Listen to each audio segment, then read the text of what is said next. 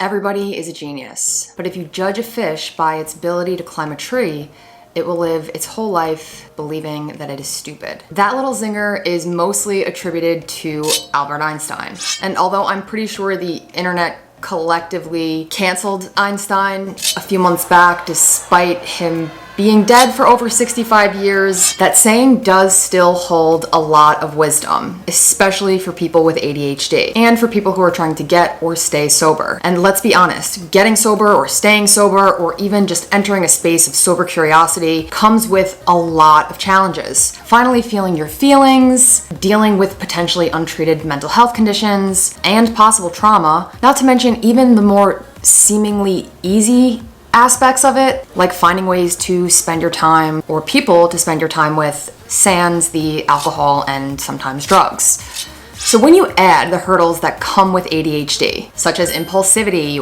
restlessness, my particular favorite, executive dysfunction, and its many manifestations, the prospect of sobriety becomes that much more complicated. In this talk, we're going to get into the nitty-gritty of living with ADHD, how we can best navigate the manifestations of this condition as we walk through our lives as sober and or sober curious people. I am Allie K. Campbell, and I am super pumped that you are here. To start off, let me tell you a little bit about myself. I'm a self-proclaimed multi-hyphenate and digital creator living in Jersey City, New Jersey. My journey creating stuff on the internet began as a personal outlet to just have fun, share my thoughts, because I needed to get them out of my head, and build community with other like-minded people who also identified as sober, neurodivergent, and or queer. But over the past 3 years, it has become so much more. Young, dumb, and sober. It's essentially transformed into my ongoing passion project and what I hope to one day call my life's work. And I feel very fortunate for spaces like this that allow me to show up as my authentic self, do what I love, and hopefully help a couple of people along the way. But enough about me. Let's get to the good stuff. I'm going to give you a quick rundown of what we're going to delve into during this talk. And if you're looking for the big book meeting, it's down the hall and to the left.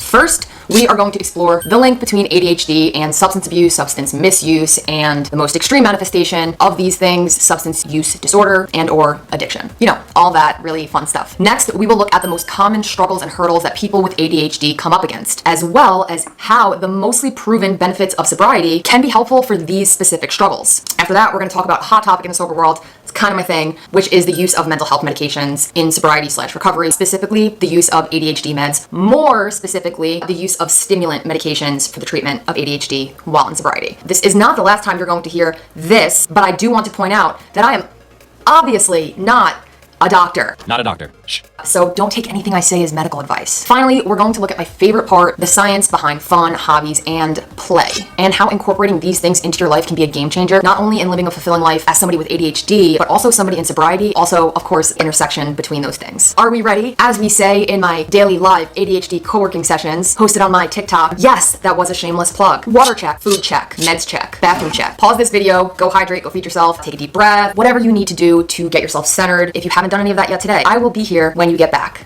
I promise. Welcome back. Okay, now we can begin. First, what is the link between substance abuse, misuse, addiction, and ADHD? Notice I didn't say, is there a link? That's because the majority of the research out there strongly confirms that there is indeed a link between these two phenomena. But here's the thing, it's complicated. Evidenced by the first study that I want to look at, titled The Complicated Relationship Between ADHD and Substance Use Disorder. So this article was first published in 2014 for the publication Current Psychiatry Reports. I mean, it is 6 years later, so that journal title definitely didn't age well, but I digress. The goal of this article was to review all of the current literature related to ADHD and substance use disorder because people started noticing like, wow, these things really seem to occur alongside each other a lot. A bunch of researchers said, let's take a look at everything we have so far and see where that leads us. Keep in mind that this study does focus mostly on adolescents and young adults. However, I do believe it is still valuable research for our purposes, considering many substance abuse tendencies begin during these ages. Not to mention, I might be 31 years old biologically, but mentally, I am at best 23.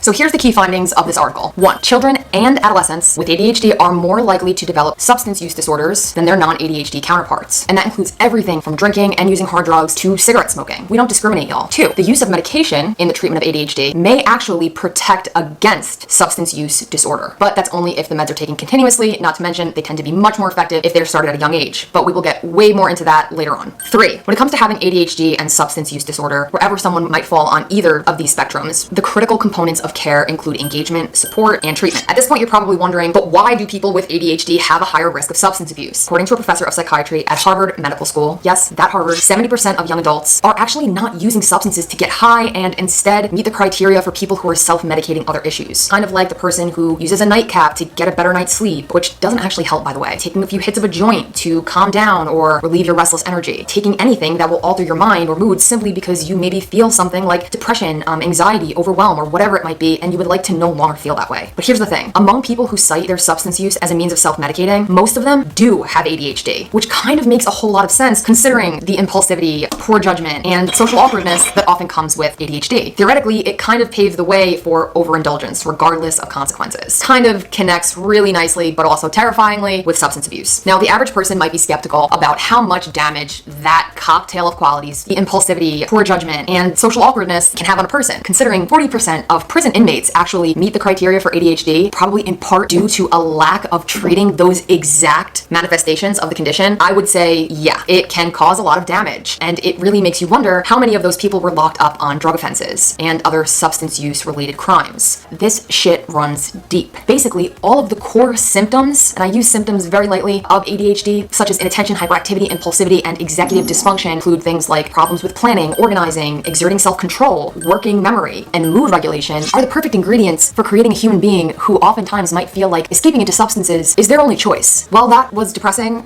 Let's switch gears and let's move on to what benefits sobriety might offer to people with ADHD based on common struggles that we face. And I want to start off by saying the benefits of sobriety are full and plenty. Sober voices probably wouldn't exist if that weren't true. Anyway, for the purposes of this talk, I'm only going to focus on the ones that have been backed up by research. Let's begin. Number one is improved sleep hygiene. And although many drinkers credit alcohol for helping them to get to sleep at night, the truth is that while booze might help you to fall asleep, aka pass out, it also provides you with a significantly lower quality of sleep. Essentially, it completely screws with your sleep and wake cycles, so it does go without saying, although I'm going to say it, removing alcohol from the equation will help with improving sleep hygiene. After, of course, you get past that whole crushing realization that you need to be mentally present for your life now, but that usually only lasts for a few months anyway. 25 to 50% of people with ADHD already struggle with sleep issues. What is that connected to? A lot of stuff, but one of the biggest reasons that seem to be cited, delayed circadian rhythm, a later onset of melatonin production. A lack of good sleep makes things like impulse control, attentiveness, and social skills, all things people with ADHD already struggle with, that much more difficult. Alcohol and many other drugs can screw with our ability to get a quality night's sleep, which can lead to long-standing sleep issues. Long-standing sleep issues means long-standing awake issues, especially for ADHDers, whose life is basically one standing awake issue. Let's keep going. The second benefit of sobriety that is especially useful for people with ADHD is improved mental health. It's no surprise to probably any of us that going sober can be profoundly helpful for our mental health. There is, of course, a transitional period where it might feel as if our mental health is actually declining when we first get sober. We might feel a little bit more anxious, we might feel more depressed, more foggy, more confused, but ultimately, research suggests, specifically one study published in 2017 for the Journal of Substance Abuse Treatment, that sobriety, particularly within 1 year, improves our satisfaction with life, our executive function, that's a big one for our purposes, and reduces our overall experience of distress. And we can all use a little less distress in our lives. Am I right? That was rhetorical. I am right. Number 3 benefit of sobriety that is especially useful for people with ADHD is improved social connections. If you spend any time in the digital sober space at large, you've probably heard the famed quote by British journalist Johann Hari stating, "The opposite of addiction is not sobriety, it's connection." If you haven't heard it up until this point, feel free to pause this video and take a second and just let that sink in. Okay, we good? Good. This quote is built on the theory that addiction at its core isn't really a substance disorder at all, but more of a social disorder. Now, stay with me here. That theory is built on the idea that people don't necessarily get addicted to drugs or alcohol or start abusing substances because of the pleasure-inducing effects, but instead because, for whatever reason, they are experiencing a deep sense of loneliness or disconnect from others. Really ties in very nicely to the study that we talked about earlier that said most teens and adolescents and young adults aren't using drugs because they want to get high or they want to get drunk, but it's because they're self-medicating something. So although it would be pretty easy for us to say that ADHD folks are just out here chasing dopamine, since biologically we have a lesser amount of it in our brains than neurotypical people, that's why we have a higher tendency for substance use and misuse, that's not the full story. It may certainly be a part of it. However, when you consider what the experience of growing up with ADHD is like for most people, the social connection model actually makes a whole lot of sense too. It's more than the average person, according to a 2015 study focused on ADHD in older adults. Many of the common manifestations of ADHD, such as hyperactivity, impulsivity, inattentiveness, forgetfulness, difficulty in concentrating, actually statistically lead to people people reporting being more lonely, having lower self-esteem, and actually having less friends. Having ADHD, whether you're growing up with it as a kid, whether you're experiencing it more so as an adult, or even if you're an older adult, which is what thankfully this study focused on, it can be a very, very lonely existence. And the fact that loneliness might be the core reason behind people using drugs and alcohol inappropriately, I mean, y'all, of course people with ADHD are more likely to do this. Given that sobriety helps increase the likelihood of better social connections, it's a huge potential benefit for those of us who do have these qualities that other people might not find that great, and thus making it difficult for us to hold on to meaningful social relationships. That sobriety does tend to improve our overall interactions and connections with others. Without the use of drugs and alcohol, or the misuse of drugs and alcohol, we're able to show up for the relationships in our life with much more clarity and mindfulness, not to mention a much healthier understanding of what it means to be in relationship with another person and to be more aware of ours and the other person's feelings and expectations. Having meaningful connections in your life statistically reduces stress, improves your health, not to mention is a literal basic human need. 3 big benefits of sobriety include improved sleep hygiene, improved mental health, and improved social connections. Are especially useful to people with ADHD because they are even more prone to struggling with these things than the average person. Let's keep moving. Next, we are going to talk about the use of medication in sobriety and recovery and all that good stuff. And as somebody who has been showing up in the digital sober space as a person in recovery and a person being treated for ADHD, I've experienced many instances where my ADHD treatment was kind of the elephant in the room. I've also often experienced a shocking amount of times where people have just outright ignored my boundaries or right to privacy completely and straight up asked me if and what meds I'm on. People I've never met. That's 2021 for you. But why are these people so interested? Because for as long as ADHD treatment has been a thing, stimulant medications have been the gold standard as far as effective treatment goes for the negative manifestations of ADHD. And as you might know, stimulants can be highly addictive. Most stimulants used in the treatment of ADHD, such as Adderall, Vyvanse, and Ritalin, just to name a few, are considered Schedule II narcotics by the FDA and have been clearly identified to have a very real potential of abuse. So when you're in recovery, when you're in sobriety, when you're thinking about getting into sobriety, especially if you're in a traditional 12-step program like AA or NA that encourages complete abstinence over any other method of sobriety, the thought of taking highly addictive stimulants on a daily basis raises a few eyebrows,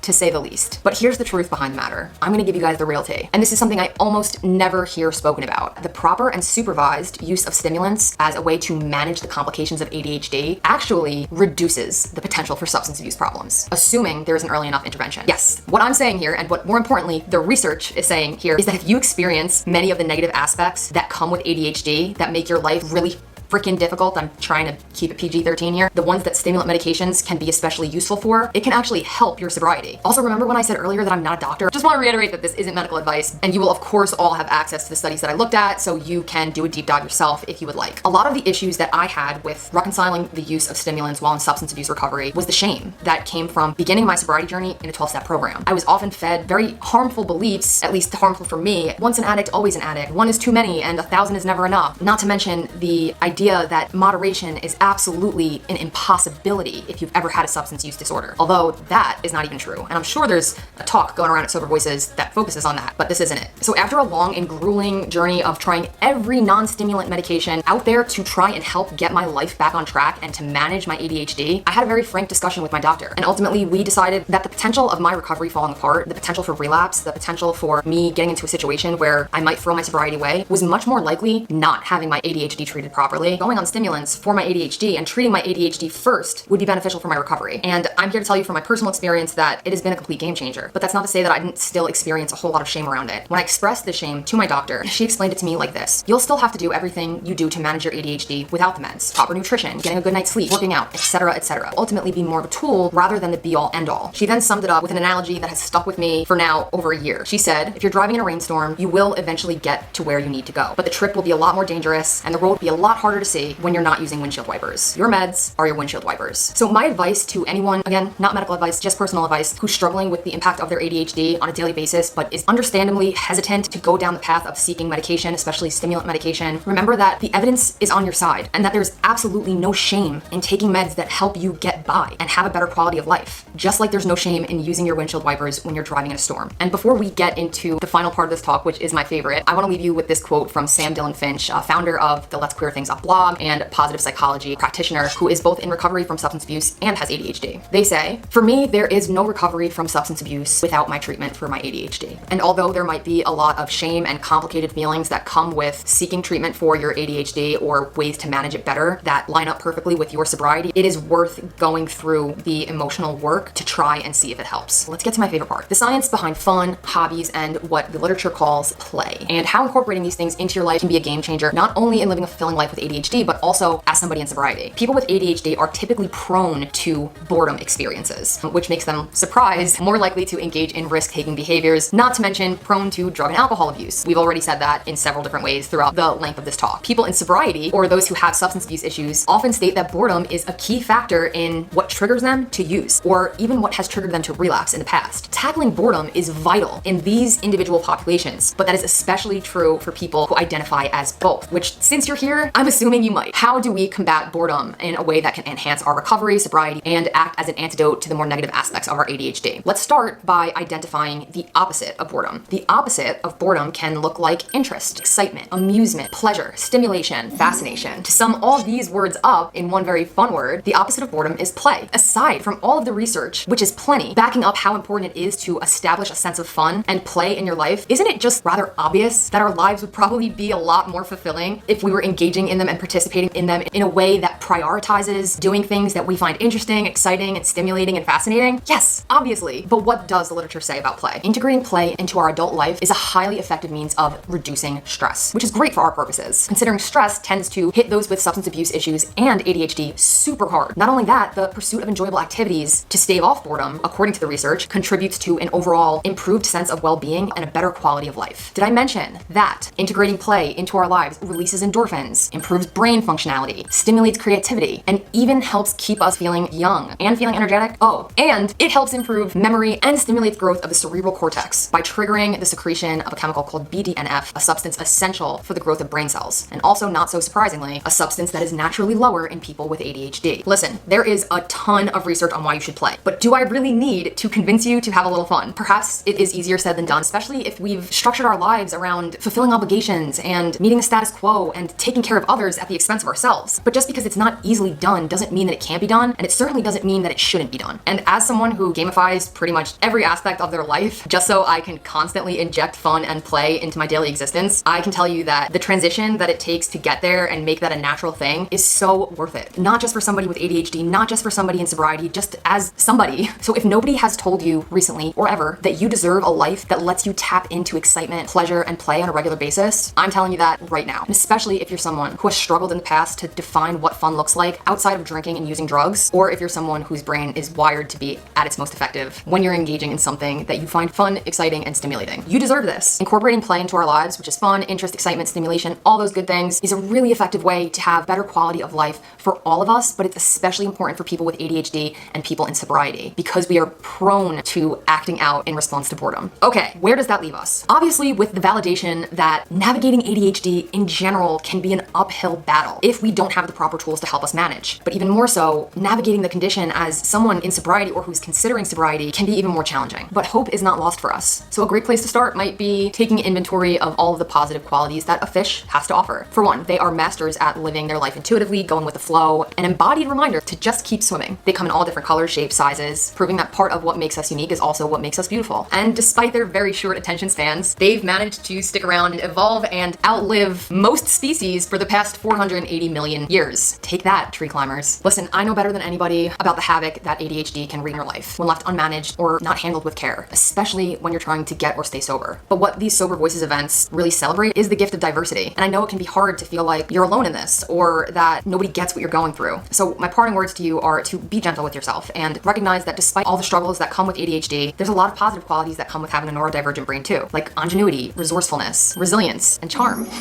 Just to name a few. And if you take nothing else from this talk, please remember that there are others like you, like us, out there. And by taking care of ourselves and taking care of each other, keeping in mind and caring for our unique needs as sober people and people with ADHD, we give ourselves the opportunity to share with the world all of the amazing things that we have to offer. And I, for one, believe if we don't, the world will be missing out.